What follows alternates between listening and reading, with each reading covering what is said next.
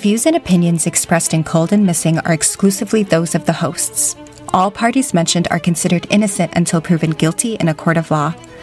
Cold and Missing also contains adult themes and languages and is intended for a mature audience. Listener discretion is advised.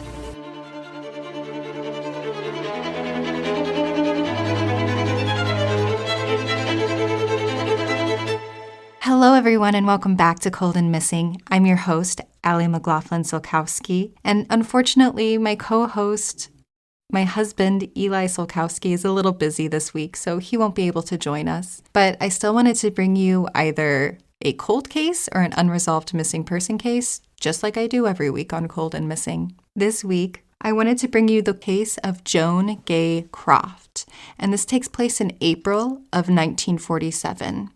In Woodward, Oklahoma. But first, a little bit about Joan Gay. Joan Gay, in 1947, is 4 years old. She was born October 28th, 1942. So today, she would be 80 years old.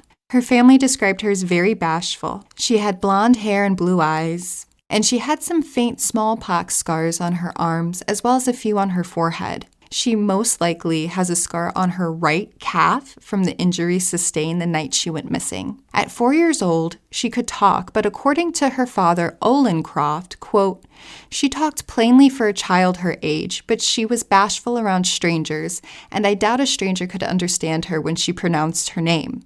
It sounded more like Joe Gay when she said it," end quote. So now we'll get into the timeline of events. On Wednesday, April 9th, 1947, that evening, Joan Gay was getting ready for bed with her sister and mother when the deadliest tornado in Oklahoma history ripped through Woodward, Oklahoma. The tornado started in Texas and ripped through Oklahoma and Kansas, but it was at its strongest in Oklahoma. It was rated an F5. In 1947, there were no tornado sirens, and to further complicate matters, the local telephone operators were on strike, so no one could be warned that the storm was coming. This storm is so bad that it's reported that birds do not return to the area for over a month. As the storm hits, chaos erupts. According to Joan Gay's grandfather, quote, "The family ran out into the yard so the house wouldn't fall on them. They never thought of the flying pieces of house and such things," end quote. And that's Hutchinson Croft, again, Joan Gay's grandfather. The entire Croft home is destroyed, and Joan Gay's parents are hurt. Her mother, Cleta, is killed in the storm, and her father, Olin, originally is listed in the newspapers as dead, but he was found clinging to life.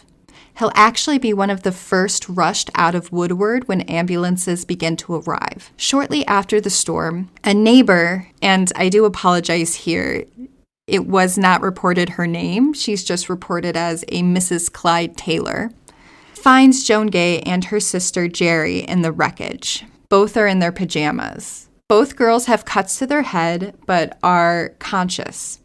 Joan Gay also has a wood splinter that had pierced her right calf. And there is some debate, or I don't want to say debate, but later it's reported that it's her left leg. Here, I'm going to go with her right leg because that's what is originally reported in the newspapers in 1947, so that's the information I'm going to go with. The neighbor pulls the girls from the wreckage and takes them to the Woodward Memorial Hospital. Joan Gay and Jerry are both admitted, but were quickly tagged to go to another hospital in Oklahoma City. Joan Gay and Jerry are placed on the same cot and put in the basement with other people waiting to be transported. There are some conflicting reports if family were able to find Jerry and Joan Gay that evening. An aunt in interviews years later will say that she did see the girls in the basement before leaving that evening to continue volunteering in search and rescue efforts. But their father will say family missed them because they didn't know people had been taken to the basement. That evening at the hospital, 2 white men dressed in khakis entered Woodward Memorial Hospital. It's reported that the men specifically asked where the Croft children were. Jerry said, quote, "2 men came into the basement and got Joan Gay. It was still dark. Joan Gay cried. She said she wanted to stay with her sister," end quote. The men put Joan Gay on a stretcher. It's likely her leg was still injured, as no hospital staff remember treating it or taking care of it. The men then carried her out to a waiting car. According to her grandfather, Roy Gable, quote, "A nurse on duty at the hospital said 2 men came in and carried Joan Gay out. They told the nurse they were taking her out of this mess and going to care for her in Washington. That was about 2 hours after the storm." End quote. This will also be repeated, that these men told staff at the hospital that they were taking her to a hospital in Oklahoma City where her family was. So those are 2 stories, but this quote is pulled from newspapers at the time.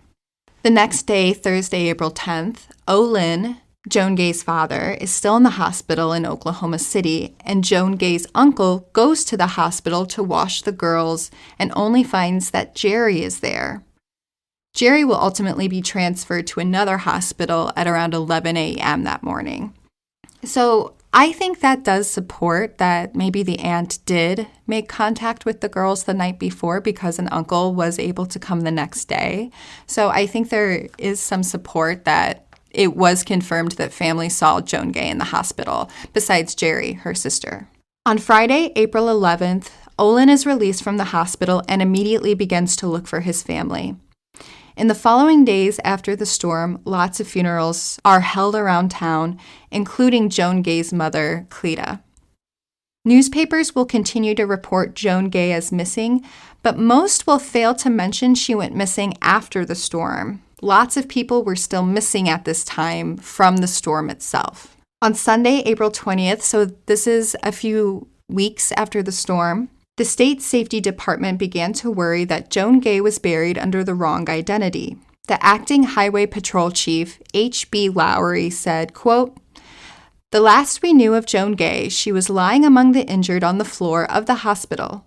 Of course, it was dark in there, and the confusion was terrible.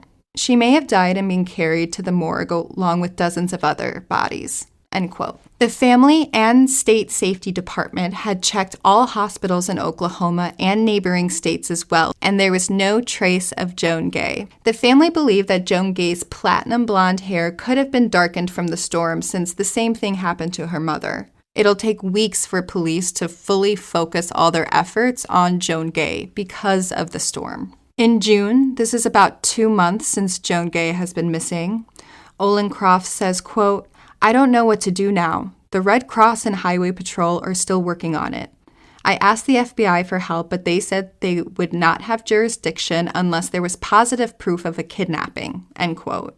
Which, there does seem like there's proof of it if 2 men came and the sisters testifying to this and hospital staff are. I'm not sure why the FBI didn't get involved right away. In July, so around 3 months, the Oklahoma Highway Patrol asked for help from Kansas, Colorado, Texas, and New Mexico to join in the search for Joan Gay.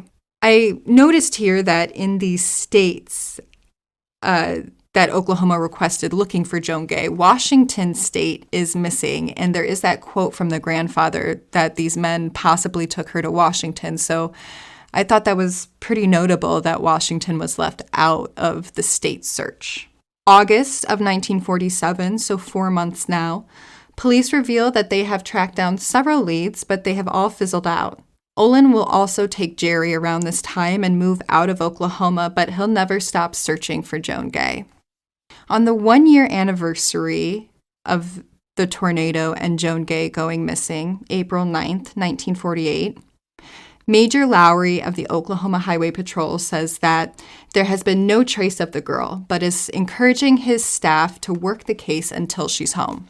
Police are also ruling out that she was buried under the wrong identity, and all of the unidentified children had been loosely ID'd except for a 12-year-old girl. Joan Gay's family continued to search for her at playgrounds, summer resorts, everywhere, the family said. Bess Irwin was a nurse on duty the night that the storm hit, and she says, quote, "You will of course realize the terrible confusion we were in. The electricity was off, and we worked by candlelight most of the night. The hospital was completely filled within the hour, and emergency units had been set up in various buildings in the city. The incident is vague to me now.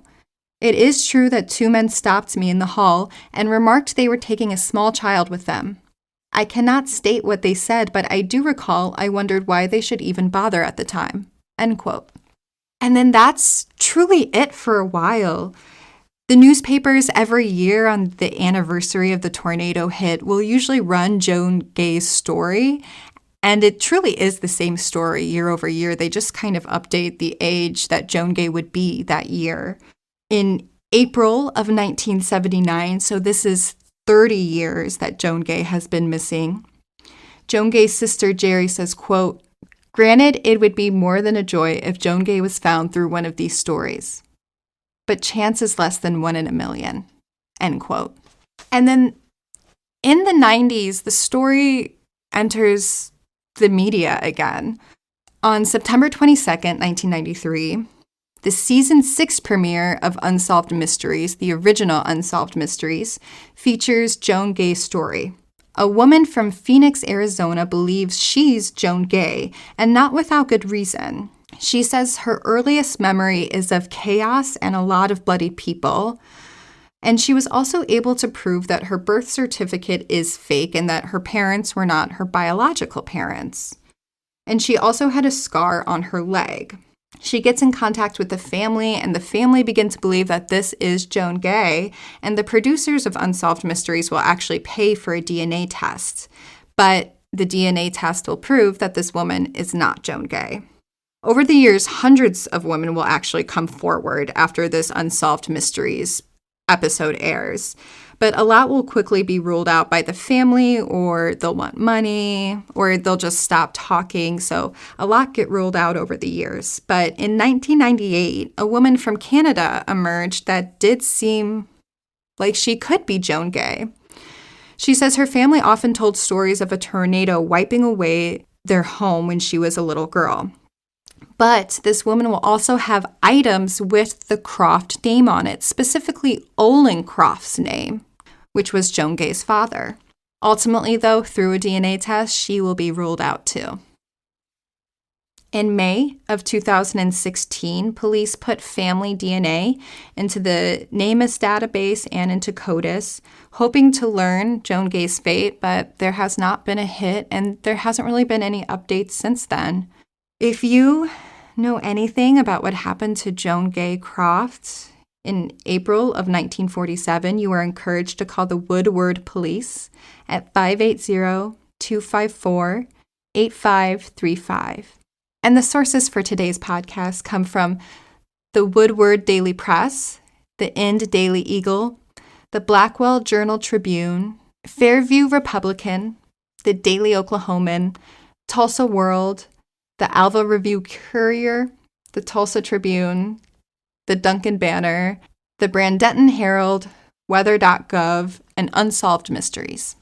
But that is the story of Joan Gay Croft, and this is one that I actually came across last week as I was researching Jeremy Toll's, the episode that we covered last week, and this really stuck with me, just kind of the chaos of the tornado night and this child going missing, but also it didn't seem random. If what is reported is true, these men came in and specifically asked for Joan Gay, which makes it seem like it was targeted. And it's like, why this night? Why this time? How did they know?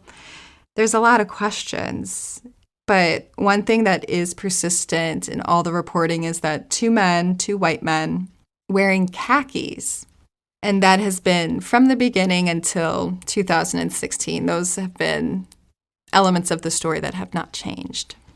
But again, if you know anything, please call the Woodward Police at 580-254-8535. If you are enjoying Cold and Missing and would like to keep up with us, Instagram is a great place to do that. You can follow us. We're just at Cold and Missing. You can search it and we'll pop up. And we post stories. I was able to find some photos of Joan Gay, so we'll be posting those throughout the week. And we also, in our story, post lots of active cases and active missing person cases. So always a really great resource While you're in your podcast app, if you could leave us a review, it would be so appreciative, or I would be so appreciative. It means the world, and it really helps other people find our podcast and helps these stories get out to more people, which is ultimately the goal. And if you're unable to leave a review, or for whatever reason technology is not working for you, just tell your friends the good old-fashioned way. Lots of people listen to podcasts and will often ask for podcast recommendations. So please recommend us to your friends if you enjoy listening. But that's all I have for you. I hope you have a great week and stay safe, y'all.